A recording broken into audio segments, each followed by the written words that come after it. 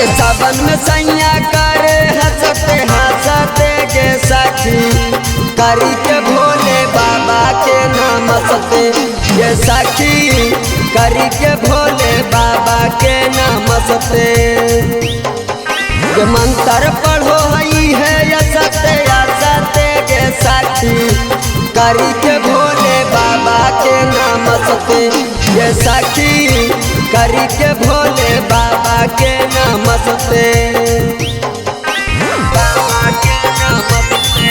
माँ प्रतिमा recording studio Sheikhpura.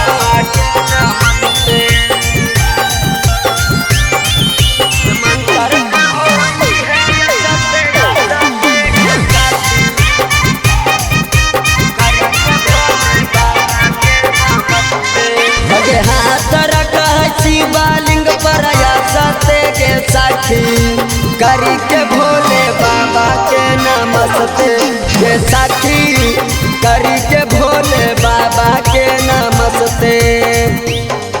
अगे लाल कर है पूरा घसते घासते के साखी करी के भोले बाबा के नमस्ते ये साखी करी के भोले बाबा के नमस्ते।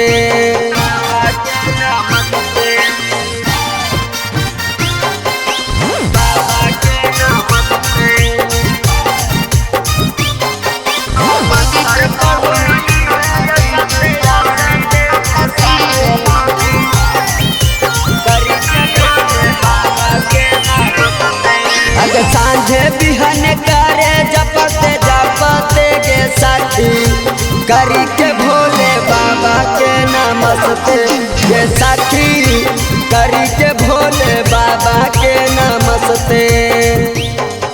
अगे माखन बिक्री कर सते सते गे साथी करी के भोले बाबा के नमस्ते गे साथी करी के भोले बाबा के नमस्ते।